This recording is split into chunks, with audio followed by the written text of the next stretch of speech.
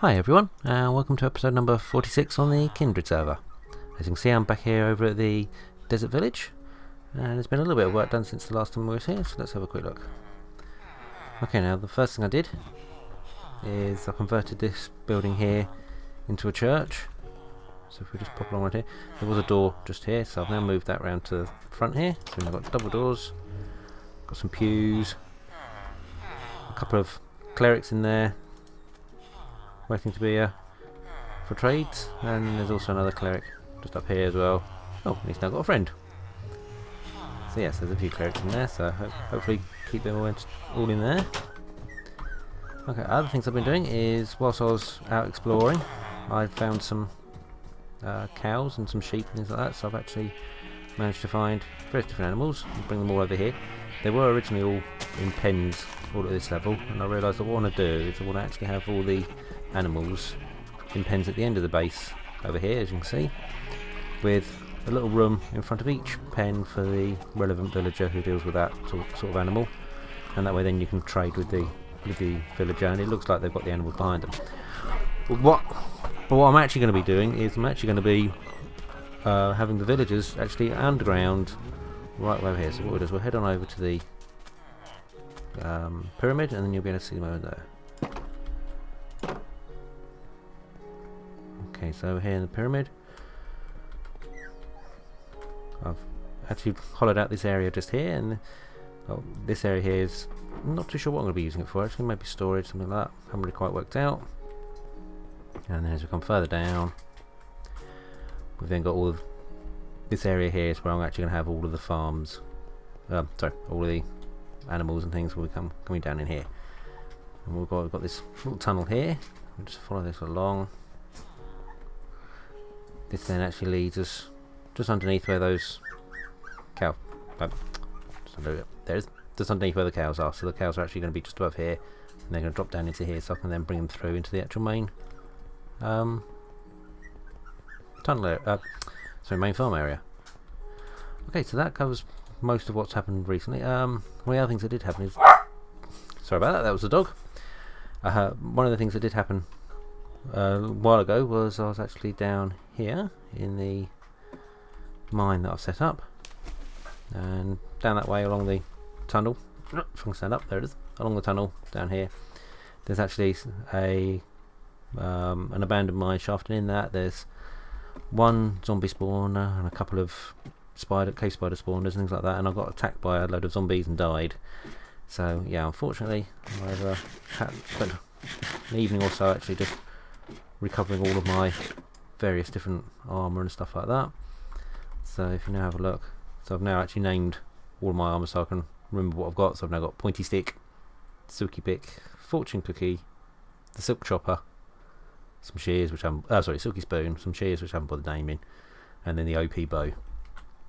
I still have my elytra wings, thankfully, and I've still got the Red Bull, so I'm using those. And I've also got another sword that I use, which if I just come over to where the animals are. Okay, so I've got this other sword here called McDonald's, which I use for attacking the animals, and as you can see, looting, unbreaking, mending and fire aspects. So it sets fire to meat, it gives you cooked meat straight away. Okay, I shall do a little bit more work here, and then I'll catch you again soon. Okay, so I've got some work done, and as we come through into the room, I think that's looking pretty good at the moment. So these glowstones in the ceiling here, just cutting out some of the torches I need, although as you can see there's still some few dark patches around, so I do still need some torches, but cut out most of them anyway, which is good. Put in the full ceiling, half slab ceiling, and then obviously change the walls here so they're all sandstone walls. And then just to break up the monotony a bit, I put in this stair pattern all the way through, which I think looks really nice, and just gives a nice pattern all the way around, which I think works really well.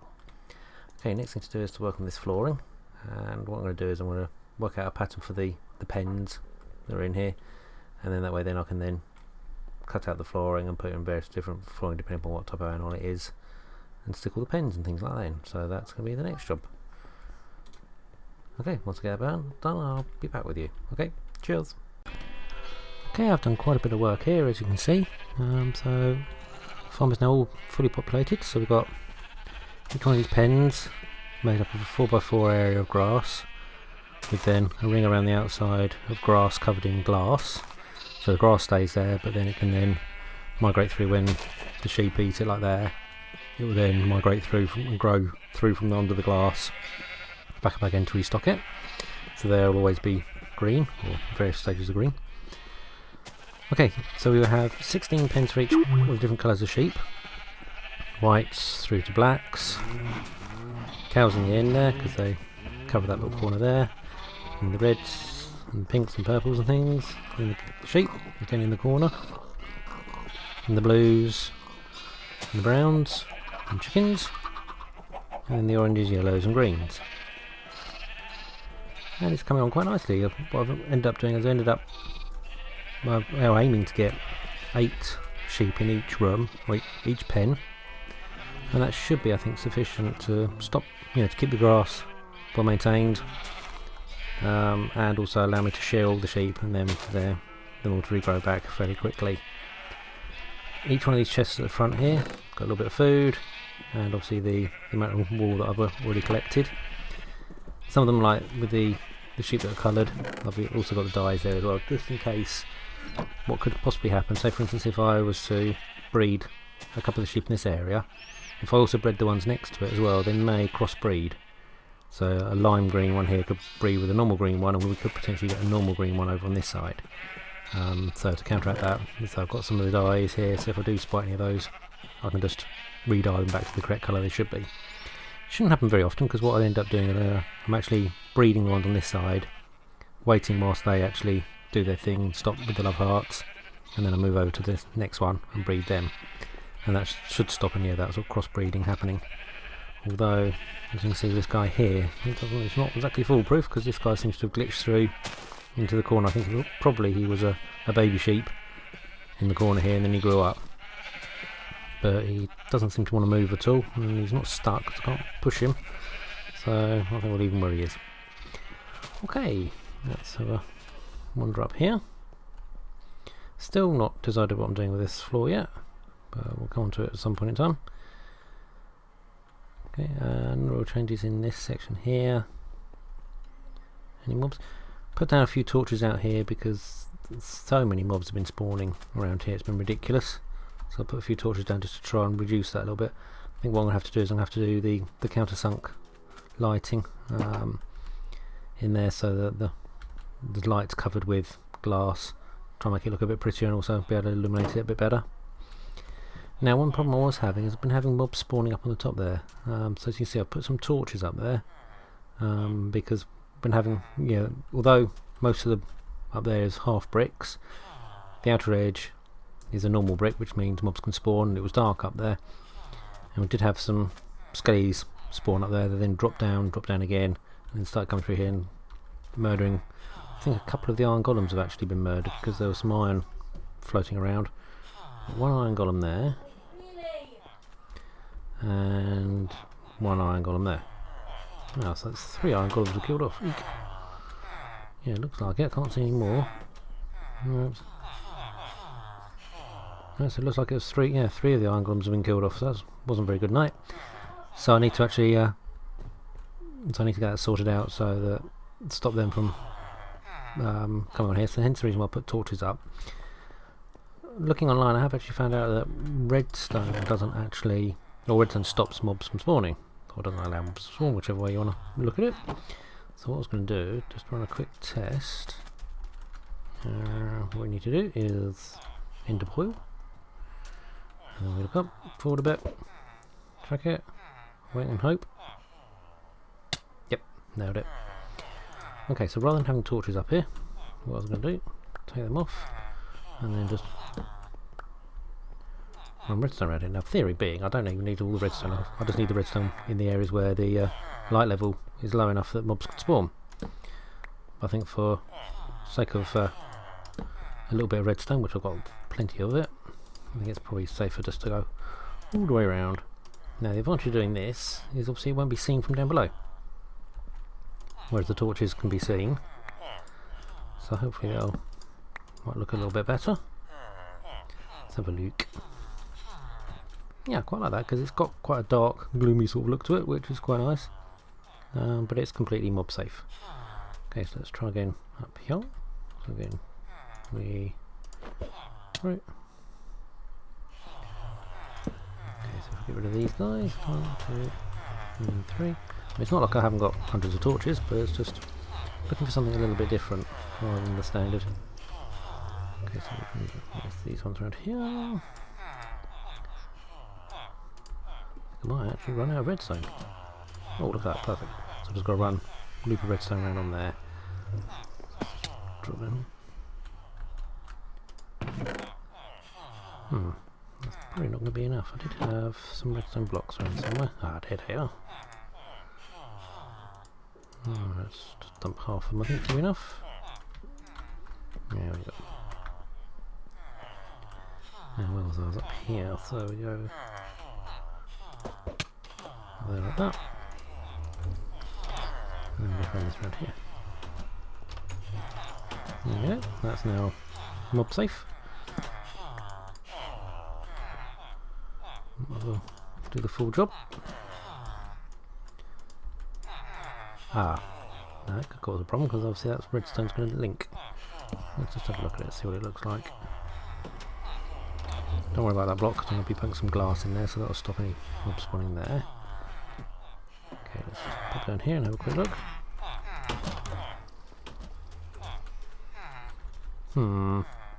That does look a bit weird.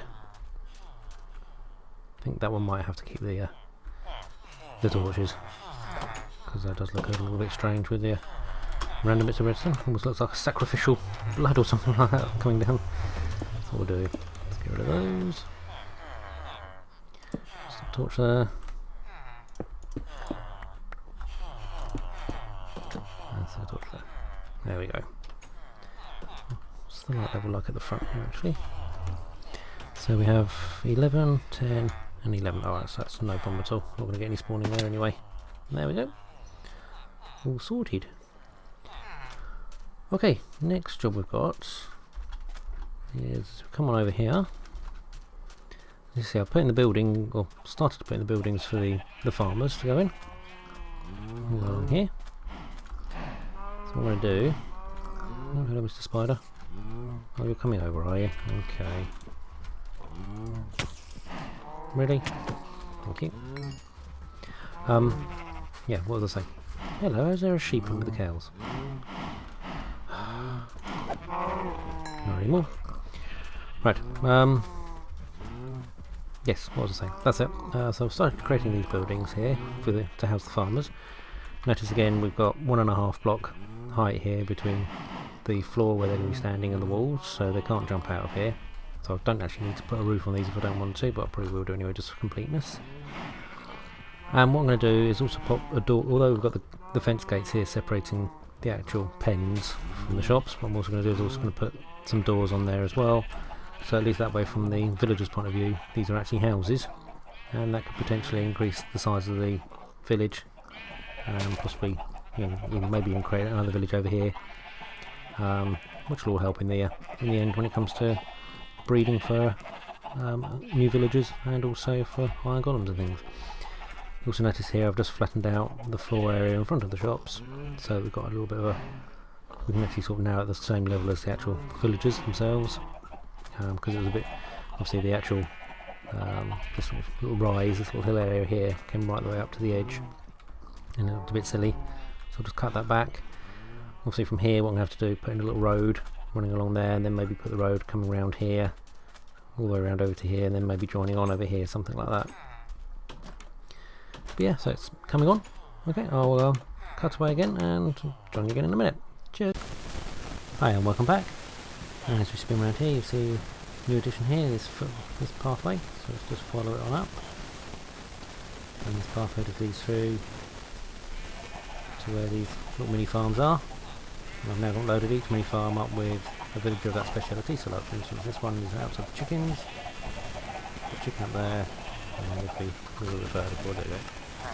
So I've got the raw chicken. And also what I'm doing is when I'm killing killing animals from the main farm, I'm then bringing the drops up to here. So we've got the chicken guy, we've got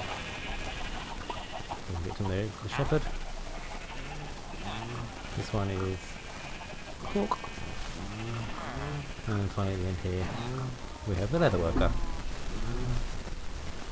Okay, now obviously it's a bit of a pain going from here all the way back to the pyramid over there, and then all the way downstairs to get to the real farms. So what I've done is I've created this little access tunnel here. If I just drop down.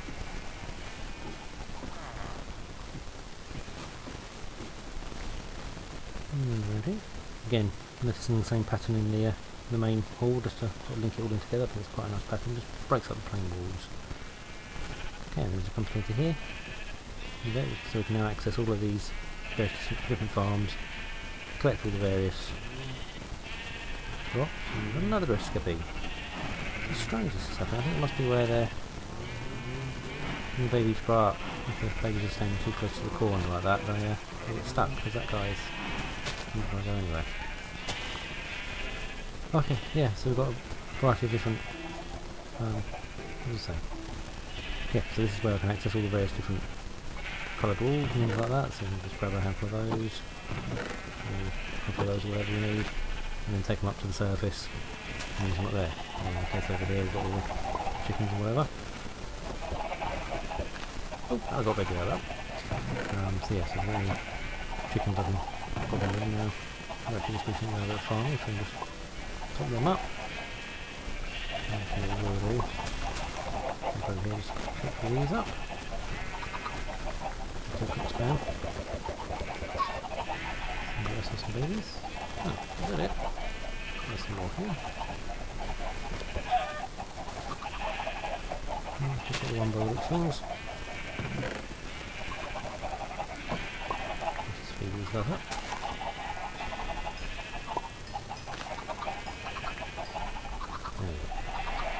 So yeah, so the idea is keeping all these farms down here nicely stocked, and then the farms up at the top which are loaded in all the time. How did you get out?